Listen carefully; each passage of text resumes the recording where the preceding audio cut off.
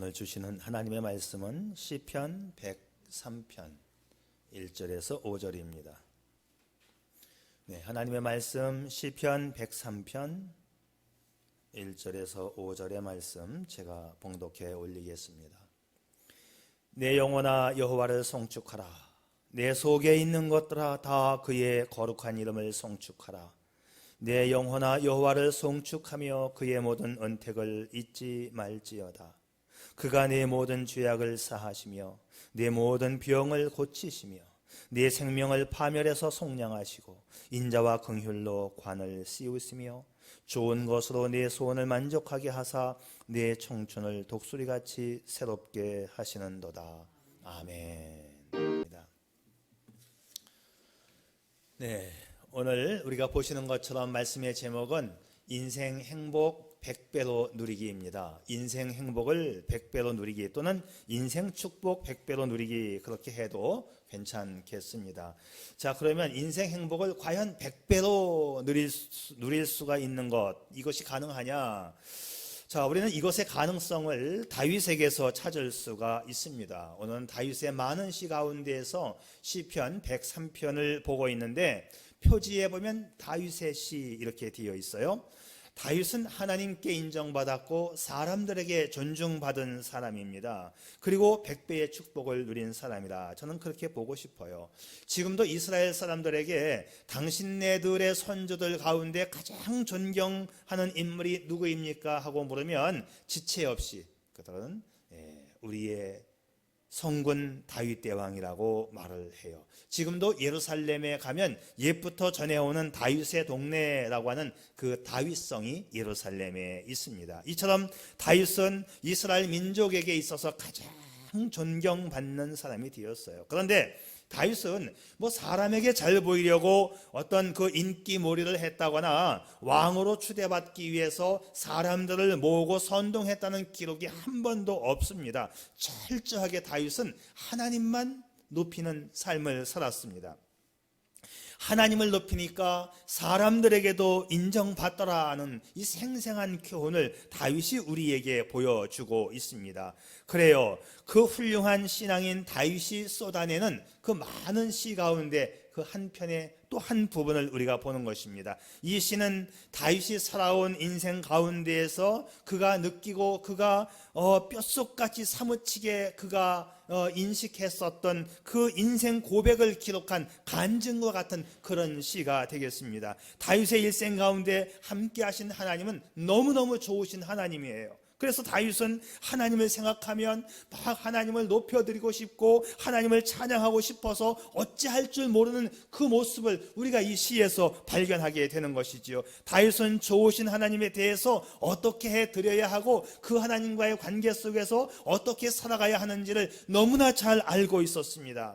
자, 오늘 시편을 보면 다윗이 왜 인정받고 왜 존중받았는지를 우리가 알 수 있어요. 자, 다윗의 삶에서는 항상 하나님이 먼저였습니다. 다윗이 고백하고 결심하고 실천했던 그 하나님에 대한 삶의 방법이 뭐냐? 압축하면 딱 두 가지입니다. 다윗의 삶에 있어서 그는 항상 찬양하는 삶, 그리고 하나님께 감사하는 삶, 이 찬양과 감사, 이 두 가지가 오늘 말씀의 핵심입니다. 이렇게 하나님을 진심으로 뜨겁게 사랑했고 하나님의 행하심에 대해서 감사했더니 하나님께서 엄청난 축복, 저의 표현에 의하면 100배의 축복을 주셨다. 이것이 오늘 말씀의 요약이에요. 사실상 오늘 말씀이 여기서 끝나면 다 된 거예요. 괜찮습니다. 제가 오늘 더 이제 지금부터 살을 붙이려고 하는 것뿐이에요. 다윗은 하나님께 찬양했다, 그리고 감사했다, 그랬더니 하나님께서 100배의 축복을 주셨다. 이게 전부 다입니다. 자, 이제 구체적으로 살펴볼까요? 하나님을 진심으로 뜨겁게 찬양하라는 것이죠. 자, 다윗은 너무나 흥분된 나머지 이 펜을 들고 시를 쓰면서 1절부터 입을 열자마자 여호와를 송축하라, 그의 거룩한 이름을 송축하라. 2절 말씀에서도 똑같아요. 여호와를 송축하라, 송축하라. 이 송축하라가 찬양하라인데 진심으로 찬양하라, 그런 뜻입니다. 다윗은 인생의 행복과 성공의 비결이 하나님을 높이는 것, 하나님을 찬양하는 것, 그러면 하나님께서 자신의 인생을 100배로 축복해 주셨다는 것을 그는 너무나 잘 알고 있었습니다. 그래서 하나님만 떠올리면 송축하라, 찬양하라 이렇게 나오는 거지요. 이것이 오늘 우리에게 교훈될 수 있기를 바랍니다. 하나님께 감사하고 찬송하며 영광 올려드리면 내 삶을 축복해 주심을 믿으시기를 바랍니다. 이거는요, 성경에 나와 있는 불변의 공식입니다. 자, 보세요. 하나님의 이름을 높여드리면 그 결과가 축복인데, 오늘 결론을 먼저 보고 오지요. 우리 한국 민족은 빠른 것을 좋아하고 그랬기 때문에 이 결론을 먼저 보고 오겠습니다. 결론이 이제 3절, 4절, 5절이에요. 같이 읽어볼까요? 우리 결론은 다 같이 시작. 그가 내 모든 죄악을 사하시며 내 모든 병을 고치시며 내 생명을 파멸해서 속량하시고 인자와 긍휼로 관을 씌우시며 좋은 것으로 내 소원을 만족하게 하사 내 청춘을 독수리같이 새롭게 하시는도다. 와, 저는 이 말씀을 읽으면서요, 아니 세상에 이런 축복이 다 있나? 생각해 보세요. 9절, 9절, 9절, 9절 완전 대박, 요즘 표현으로 완전 대박 아닙니까? 숫지 맞는 인생 아닙니까? 우리 삶의 현재와 장래 그리고 저 영원한 천국까지 인도하시는 하나님, 나의 죄악을 용서해 주시고 영혼을 속량하시고 나를 구원하시는 하나님, 내 육신의 문제와 영혼까지 안전하게 보호, 인도, 축복하시는 하나님, 인생 사는 날 동안 좋은 것으로 만족히 채워주시고 내 청춘이 독수리와 같이 활력 있는 삶을 살게 해주신다고 약속하고 있습니다. 그래서 다윗은 하나님을 찬양하며 감사하는 삶을 살겠다는 고백이 입이 닳도록, 입이 마르도록 하는 거예요. 그렇게 살면 하나님께서 복 주시는 것을 너무도 생생하게 체험했기 때문입니다. 무슨 말이냐, 이걸 달리 표현하면 하나님은 이렇게 기가 막힌 은혜와 축복을 예비해 놓으시고 우리가 찬양과 감사로 다가오시기를 기다리신다는 말씀이에요. 그래서 다윗은 입을 염과 동시에 이렇게 말합니다. 내 영혼아 주님을 송축하라. 주님을 찬양하라. 주님을 송축하라. 입을 열자마자. 그런데 오늘 시편 103편을 봤잖아요. 그 다음 편인 시편 104편에서도 입을 열자마자 내 영혼아 여호와를 송축하라 똑같아요.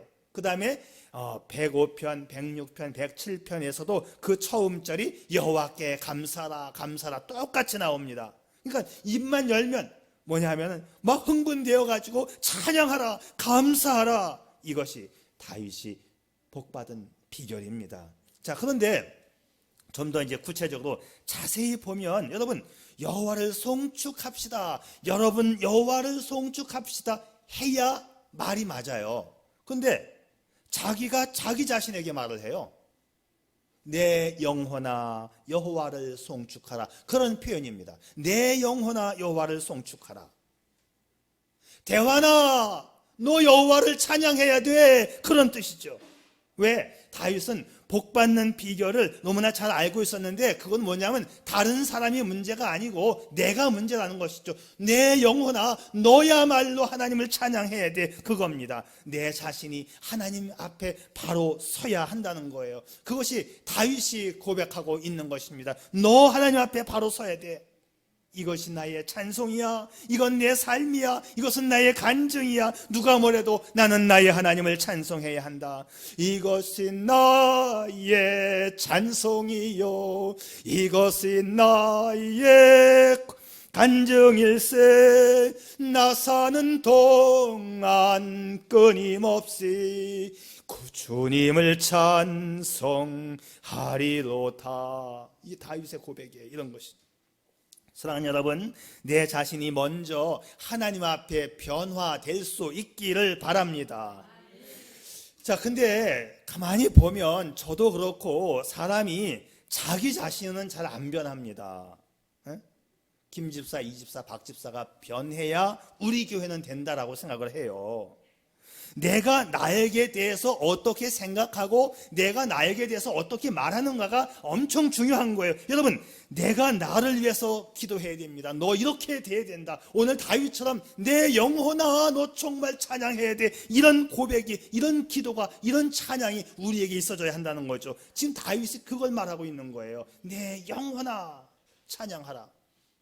보통의 말은 우리 찬양합시다 해야 맞는데, 시를 쓰면서 내 영혼아 너 찬양하라. 내 영혼을 구원하시고 나를 환난 가운데에서 건져내시고 나를 축복하신 하나님을 영원히 찬양하고 싶은 그 다윗의 심정을 느껴지지 않나요? 자, 이런 고백과 다짐을 나 자신에게 매일 할 수 있기를 바랍니다. 그래, 우리나라 성도들은 기도할 때도 말이죠, 자기 자신에 대한 기도보다도 우리 가족에 대한 기도를 더 많이 하는 것 같아요. 어떤 미국인이 자기 책상 앞에 이런 기도문을 써붙였다고 합니다. 주여, 나로 하여금 변화되어 바뀔 수 있는 것은 바뀌도록 도와주시고 변할 수 없는 것은 수용하게 도와주세요. 변화와 수용, 이 둘을 잘 활용하는 지혜와 그 일을 수행할 수 있는 능력을 주세요. 이렇게 기도했다는 거 아니겠어요? 내가 변화되어져야 한다. 내가 바뀌어야 한다. 참으로 멋진 기도가 아닐 수 없습니다. 내가 먼저 변하면 세상은 아주 편해요. 그런데 우리는 자꾸만 상대방을 고치려고 합니다. 상대방을 고치려고 하다 보니까 가까워야 할 사이가 왼수처럼 느껴져요. 그래서 부부 사이를 두고 평생 왼수 이런 표현도 나오지 않습니까? 저 사람에게는 틀렸다는 거죠. 부모, 자식, 형제, 친구 간에도 서로 용납하고 서로 수용할 때 원만한 관계가 이루어집니다. 고부 간의 문제도 서로 변화되고 수용하기를 힘쓴다면 그렇게 심각한 문제는 발생하지 않을 거예요. 수용하지 못하고 불만을 품고 너가 고쳐야 된다고 일관하다 보니까 이 불편한 관계가 계속되는 거예요. 오늘 다윗을 보세요. 내가 변해야 된다. 내가 찬양해야 된다. 문제는 나다는 거예요, 나. 그래, 시어머니한테 스트레스 받은 어떤 며느리가 어디 화풀이할 데가 없으니까는 지나가는 개를 걷어차면서 하는 말, 내가 시자 들어간 거 하고는 내가 상종을 안 한다. 우리 교회는 그런 분 없어요. 불만과 미움이 가득 찬 이 사람은요, 이 시댁에 대해서 치를 떠는 거예요. 그래서 시자만 나오면 그냥 몸에 알러지가 생긴다는 겁니다. 그래서 그 사람은 시자가 들어가면 상종을 안 한다고 했기 때문에 시금치도 안 먹고, 그러다 보니까 아파트도, 어떤 아파트는 안 살아요? C형 아파트는 안 산대요. 이 사람은 더 가관인 것은 성경도 어떤 성경은 안 봐요? 시편은 또 안 본대네. 또 이게 말이나 됩니까? 오늘 이 하나님 말씀이 얼마나 좋아요. 여러분, 하와가 왜 오래 살았는지 아세요? 시어머니가 없어서 오래 살았대요. 자, 인생의 행복은 시어머니가 오르냐 며느리가 오르냐의 문제로 접근하면 평생 가도 안 풀리는 수수께끼입니다. 내가 변화되고 내가 수용하는 곳에 인생의 행복이 있다는 거지요. 그래서 오늘의 결론, 내가 변하여 하나님을 찬양할 수 있기를 바랍니다. 나를 위해 기도해야 돼요. 내 영혼아 주님을 찬양하라. 찬양하라, 그거예요. 이것이 다윗이 행복한 인생을 산 비결입니다. 자, 또 하나의 특이점이 발견되어지는데 찬양의 방법입니다. 자, 보통은 내 입술로 찬양한다 또는 내 목소리로 찬양한다인데, 여기는 내 속에 있는 것들이 찬양하라, 내 영혼이 찬양하라, 이렇게 표현이 나와요. 자, 이것은 히브리 사람들은, 이 유대인들은 영혼과 마음과 감정 일체가 다 이 몸 안에 있다, 그렇게 믿었어요. 사실 이 몸 안에 있는 것은 오장육부인데, 심장, 위장, 십이지장, 된장, 된장이 아니고, 간장, 쓸개, 간, 콩팥, 이 모든 것들이 다 하나님을 찬양해야 된다, 그런 뜻이죠. 내 마음, 내 생각, 내 뜻, 내 정성이 모아져서 여호와 하나님을 송축하라는 거예요. 다시 말하면 이 말은 단순한 입술의 찬양이 아니라 전심을 다하여 찬양하라 입니다. 이 시편의 내용을 보면 다 그렇지 않습니까? 내 영혼이 주를 바라봅니다. 하나님이여 내 마음이 확정되고 확정되었나이다. 오 주여 내 마음이 주께로 정해졌으니 뭐 이런 식으로 그 내 속에 있는 것들을 표현하면서 하나님 앞에 내 모습을 올려드리는 것으로 그렇게 표현이 되어 있어요. 그래서 우리는 말이죠, 하나님을 사랑할 때에도 마음과 뜻과 정성을 다해서 하나님을 사랑해야 되고, 우리가 예배할 때도 영과 진리로 예배해야 되고, 또 우리가 찬양할 때도 마음과 영혼으로 찬양하는 거예요. 자, 내 속에 있는 것들 다 끄집어내서 마음과 뜻과 정성과 힘을 다하여 하나님 앞에 찬송과 감사와 영광을 돌리시기를 바랍니다. 이것이 100배 축복의 비결이었어요.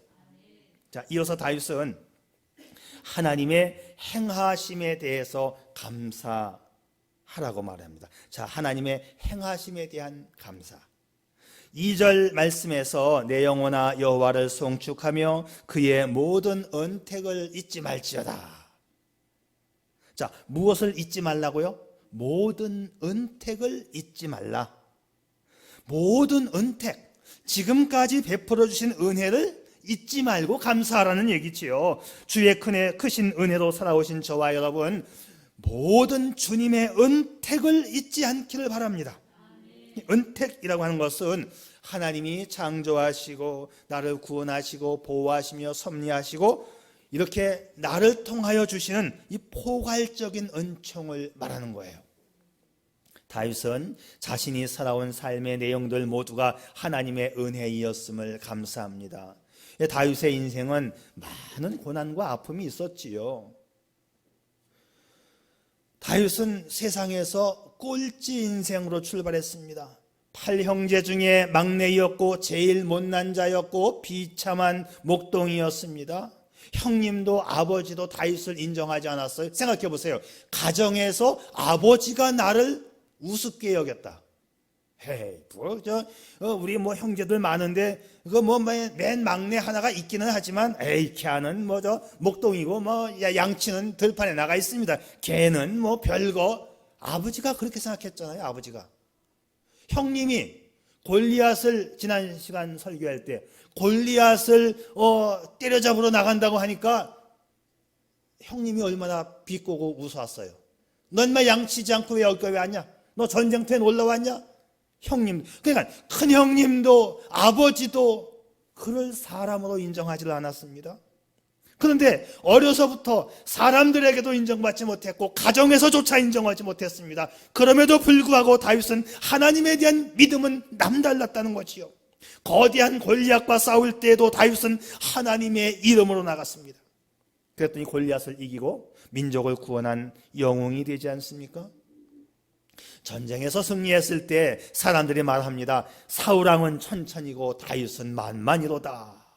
다윗은 망가진 인생 가운데에서 언제나 하나님을 높였더니 꼴찌 인생이 왕의 자리에 오르게 되었습니다. 할렐루야.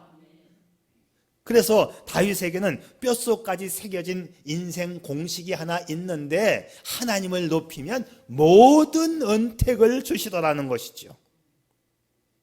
다윗은 이 은택을 잊을 수가 없었습니다. 그 은택을 잊지 않는 것, 그게 감사이지요. 내 영혼아 주님을 찬양하라. 그리고 이어서 모든 은택을 잊지 말라. 이 두 가지입니다. 찬양과 감사. 감사하는 삶이 마침내 다윗을 행복한 인생으로 만들어 주었습니다. 이 감사하는 마음에 대해서 탈무드의 교훈 하나를 소개하면 이런 내용이 있어요. 이 세상 최초의 인간은 빵 하나를 만들어 먹기 위해서 얼마나 많은 일을 했습니까? 우선 밭을 갈고 씨를 뿌리고 그것을 가꾸고 수확하고 빻아서 가루로 만들고 반죽하고 굽고 적어도 빵 하나가 탄생되기 위해서 15단계를 거쳐야만 했다. 그러나 지금은 돈만 내면 빵집에 가서 쉽게 빵을 살 수가 있으니 옛날에는 한 사람이 했던 것을 15단계의 그 일을 여러 사람이 나누어 하기 때문이다. 그러므로 우리는 빵을 먹을 때마다 많은 사람에게 감사하는 마음을 잊어서는 안 된다. 이것이 탈무드의 교훈입니다. 우리는 얼마나 감사할까요? 여러분, 얼마나 감사할까요? 차분하게 생각하면 감사할 일이 너무 많습니다. 아플 때 병원 갈 수 있고, 또 갈 수 있는 약국이 있고, 일할 수 있는 직장과 사업장이 있고, 안식할 수 있는 행복의 보금자리 가정이 있고, 무엇보다도 여러 성도들과 교제하며 예배할 수 있는 우리 반석교회가 있습니다. 여러분, 우리가 병들어 누워 있을 때를 한번 생각해 보세요. 지금 숨 쉬고 있다는 것, 내가 먹을 수 있다는 것, 음식물을 삼킬 수 있다는 것이 이게 얼마나 감사한 일인지 아세요? 음식물을 삼킬 수 있다는 것. 재활치료 가운데 연화훈련이라는 게 있어요. 연화훈련이 뭐냐면 목 넘김 훈련이에요. 음식물 삼키기 훈련이거든요. 이게 안 되는 분들이 있어요. 주로 뇌졸중이나 뇌 손상을 입은 사람들, 그리고 목신경에 이상이 온 사람들이 음식물 삼키는 이 작동이 안 되는 겁니다. 그래서 연화훈련을 시켜요. 이게 그렇게 중요한지 저는 몰랐어요. 지난번에 우리 임수자 권사님이 마지막에 퇴원해 나올 때 이 연화훈련을 했어요. 삼켰을 때 자동으로 이 음식물이 위로 가야 되는데, 만약에 한 방울이라도 폐로 돌아가게 되면 큰일 나는 거거든요. 우리는 딱 먹으면 자동으로 위쪽으로 내려가요. 어쩌다 실수 잘못하면 사례가 걸린다고 하잖아요. 이게 이제 폐로 넘어갔을 때에 그냥 몸속에서 요동 박동을 치는 거죠. 내보내라, 이거 잘못됐다. 근데 대부분 사례도 우리 걸리긴 하지만 대부분 먹으면 자동으로 위로 내려가요. 자, 지난번에 제 조카가 뇌를 다쳐서 혼수 상태에 있었고 식물인간 됐는데, 이틀 후에 제가 꿈을 꿨는데 완벽히 낫는 꿈을 꿨다 그랬고, 저는 그걸 믿고 지금 기도하고 있잖아요. 얘가 지금 세브란스에 와서 재활을 하고 있어요. 연화훈련을 하고 있어요. 얘가 뇌 손상이 입어져 갖고 먹는 게 안 됩니다. 이게 작동이. 야, 저는 말이죠, 임수자 권사님을 보고 제 조카를 보면서 먹었을 때에 위로 가는 게 이게 얼마나 축복인지, 이게 의사가 이게 보통이 아니라고, 이게 폐로 넘어가서 폐렴이 되게 되면 그때 이후는 정말 아주 심각해집니다. 그래요. 의사가 심각해지는 거랍니다. 이게 지금. 여러분, 정상인 사람은, 우리 같은 사람들, 정상인 사람은 물구나무를 서서 음식을 먹으면 될까요? 안 될까요? 됩니다. 정상인 사람은 물구나무를 서서 음식을 먹어도 그 음식물이 위로 올라가요. 평상 때는 위로 내려가는 건데 말이 좀 이상한데, 까꾸로 서서 음식을 먹어도 자동으로 알아서 자기가 음식물을 위쪽으로 보내요. 정상인 우리들은. 근데 이게 안 되는 사람들은 가만히 앉아서 먹어도 안 된다는 거예요. 이게 지금 우리가 숨을 쉬고 있는데 이 공기는 자동으로 폐로 들어갔다가 폐에서 나옵니다. 와, 나는 이걸 보면서 얼마나 감사했는지 몰라요. 하나님이 나에게 주신 이 모든 것들 생각해보면 생각할수록 얼마나 감사한지요. 먹고 마시고 숨쉬는 일, 이조차가 그렇게 감사한 거예요. 그래서 충북 음성에 가면 꽃동네가 있는데 꽃동네 이야기가 있습니다. 거기에 가면 한 비석이 있고 비석에 이렇게 쓰여져 있습니다. 얻어먹을 수 있는 힘만 있어도 그것은 하나님의 은총입니다. 얻어먹을 수 있는 힘만 있어도 그것은 하나님의 은총입니다. 거지가 되었다 해도 먹고 삼킬 수만 있다면 그것이 은총이라는 거예요. 한 거지가 동냥을 해서 자기보다 더 어려운 형편에 있는 거지에게 도와주는 것을 보고 한 신부님이 감동을 받아서 이 동네야말로 꽃동네라고 그렇게 이름을 지은 겁니다. 감사에 대한 유명한 말들이 참 많이 있는데 그 중에 몇 분의 말을 빌리면, 사람이 얼마나 행복한가는 그의 감사의 깊이에 달려있다. 존 밀러가 했습니다. 정신과 의사인 후찌라는 하루에 1만 번씩 감사합니다 라고 말한다면 모든 질병이 치료될 것이다 라고 했어요. 그러면서 이렇게 덧붙입니다. 불평, 원망, 저주, 이것은 모든 질병의 원인이 될 수 있다. 그러나 반대로 감사는 인간의 모든 질병을 치료하는 특효약이 될 수도 있다는 것이죠. 하나님께서는 우리에게 주신 이 자연 치유 능력이 있는데 이게 대단한 거예요. 그러니까 오늘 말씀에서처럼 모든 은택을 잊지 말지어다. 즉 감사하라는 거예요. 그러면 건강해질 줄 믿습니다. 어떤 사람은 다른 사람들이 나에게 못되게 한 것만 기억하고 내가 죽을 때까지 반드시 안 갚음한다고 그것 기억하고 있는 사람들이 있어요. 내 눈에 흙이 들어가기 전까지 너에게 꼭 보복하고 내가 눈을 감겠다는 사람들 참 많이 있더라고요. 여러분 그런 거 기억하지 마세요. 그거 왜 지저분한 거, 그 나쁜 거 왜 머릿속에 담고 평생 살아가요? 자기가 먼저 병들고 자기가 먼저 갈 수 있어요. 좋은 것만 기억해야 돼요. 여러분 이런 노래 기억하죠? 아마 이맘때쯤 부르는 노래인데, 지금도 기억하고 있지요 10월의 마지막 밤을. 오늘이 10월의 마지막 주일입니다. 근데 이런 노래 기억하지 않아도 좋아요. 이 찬송은 반드시 기억하십시오. 지금까지 지내온 것 주의 크신 은혜라. 이것만큼은 기억할 수 있기를 바랍니다. 코로나 가운데서 지난 10개월 동안 지켜주신 하나님의 은혜에 감사할 수 있기를 바랍니다. 감사가 먼저 되어야 되는 거예요. 우리가 받은 축복에 감사하지 않는 것은 죄입니다. 죄예요. 죄는 어떻게 처리됩니까? 우리가 감사하지 않으면 그 죄값으로 인하여 하나님은 우리를 하나님의 법정에 소환할 것입니다. 하나님의 법정에 소환된 죄인은 가장 비참한 형을 받을 것입니다. 그래서 감사하는 삶을 살아야 합니다. 아니, 내가 건강하고 복을 받기 위해서라도 우리는 감사해야 되는 거예요. 다른 것은 다 잊어버린다 할지라도 하나님의 은혜만큼은 꼭 기억할 수 있기를 바랍니다. 하나님을 기억하고 찬송하는 삶, 이것이 100배 축복의 비결이에요. 그래서 오늘 말씀의 결론, 찬송과 감사의 삶에는 축복이 있다. 아까 미리 보았던 결론이 바로 이제 또 한 번 보게 되는데 3절에서 5절의 말씀 또 한 번 같이 읽지요. 바로 이 축복이 우리에게 전해질 겁니다. 다 같이 시작. 그가 내 모든 죄악을 사하시며 내 모든 병을 고치시며 내 생명을 파멸해서 속량하시고 인자와 긍휼로 관을 씌우시며 좋은 것으로 내 소원을 만족하게 하사 내 청춘을 독수리같이 새롭게 하시는도다. 아멘.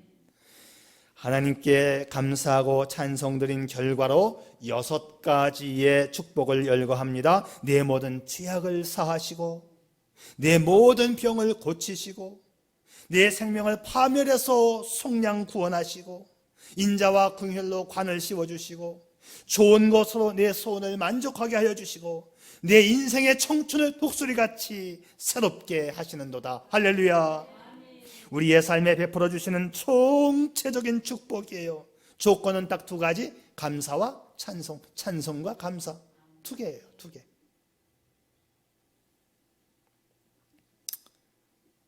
자, 입술만의 찬송이 아닌 내 속에 있는 것들아 찬양하라. 이것은 정말 진심의 찬양이어야 합니다. 감사도 어느 한순간의 감사가 아니라 내 모든 은택을 잊지 말지어다. 지금까지 지내온 것, 이 모든 은택을 잊지 말지어다. 지나온 날의 삶의 순간들을 다 기억하시고 감사하실 수 있기를 바랍니다. 남아프리카 공화국의 만델라 대통령을 기억하시죠? 이 만델라가 대통령이 되었을 때 런던의 웸블리 스타디움에서 축하 공연이 있었어요. 그 유명한 흑인 오페라 가수인 제시 놀만이 출연하게 되었습니다. 그녀의 순서는 맨 마지막 순서였어요. 그날 대부분의 출연자들은 인기 가수 아니면 유명 밴드 그룹의 멤버들이었습니다. 한 사람 또는 한 그룹이 무대에 올라와서 공연을 할 때마다 7만 명 이상의 군중들은 광란에 가까운 함성을 지르면서 열광했다고 합니다. 무려 10시간 이상 광란의 열풍이 지나간 다음 맨 마지막 시간 어두워진 밤 제시 놀만이 무대 위에 올라갔습니다. 그녀는 미동도 하지 않고 무대에서 두 손을 모으고 서 있었습니다. 하나님 앞에 기도하는 것입니다. 잠시 후에 그는 반주도 없이 아카펠라로 천천히 노래를 하기 시작했어요. 그런데 뜻밖의 그녀의 노래는 찬송가였습니다. 전직 노예 상인이었다가 회개하고 구원받아 노예 해방을 위해서 복음 전도자가 된 존 뉴턴 목사님이 작사한 어메이징 그레이스, 나 같은 죄인 살리신 이 찬송을 불렀어요.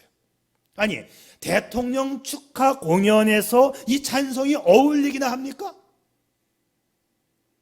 대통령 축하 공연에서 이 찬송을 부를 수 있는 담력이나 있습니까?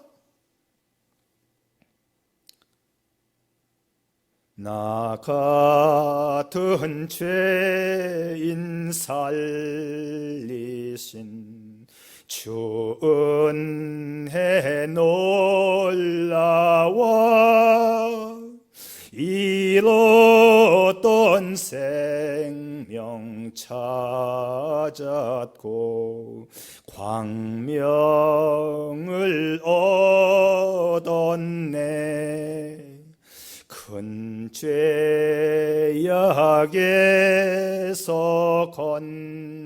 건지신 주 은혜 고마워.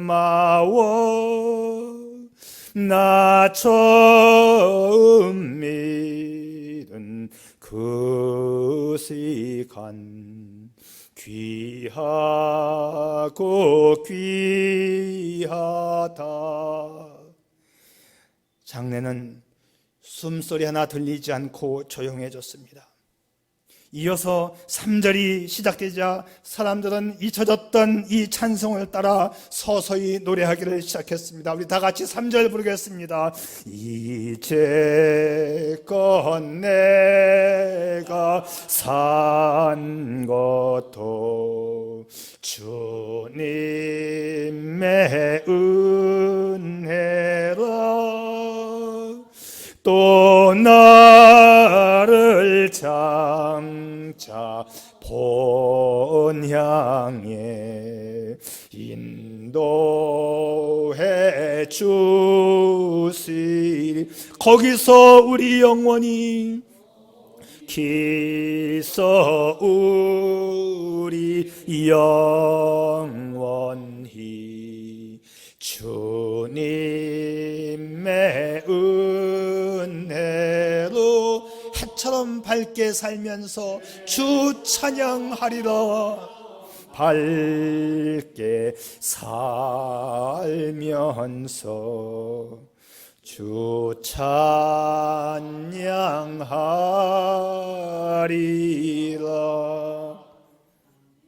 아시다시피 영국 교회는 거의 문을 닫고 있습니다. 사람들이 세상으로 향하고 향락에 취하고 하나님에게서 떠나가던 그 시절, 이 찬송이 얼마나 은혜가 되었을까요? 노래가 끝났을 때 관객들은 울고 있었습니다. 그들은 한동안 스타디움을 떠나지 못했고 깊은 고요 속에 잠겨 있었습니다. 한 기자는 그날 그곳에 성령이 임하였다고 보도했습니다. 제시 놀만의 노래는 다음 주일 적지 않은 사람들의 발걸음을 교회로 향하게 하였다고 기록합니다. 놀만의 찬송 속에 증거된 그리스도의 은혜가 모든 사람들의 죄를 사하였고 그 마음을 치유했던 것이지요. 다른 것은 다 잊어버려도 좋습니다. 그러나 하나님의 은혜와 사랑만큼은 꼭 기억할 수 있기를 바랍니다. 그리고 감사할 수 있기를 바랍니다. 이제 3주간만 있으면 11월 15일 추수감사주일입니다. 날마다 찬송하는 삶, 그리고 감사하는 인생으로 행복 100배 누리는 저와 여러분 될 수 있기를 축복합니다. 기도하겠습니다.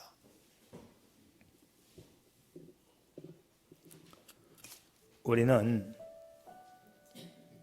행함이 없는 믿음이 죽은 믿음인 것을 잘 알고 있습니다. 그렇다면 행함이 없는 감사도 죽은 것이 아닐까요?